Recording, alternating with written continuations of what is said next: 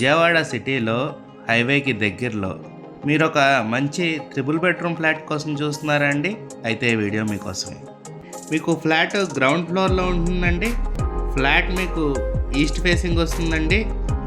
మీకు ఫ్లాట్లో మంచి క్వాలిటీ మెటీరియల్ వాడి కబోర్డ్స్ అయితే చేయించారండి.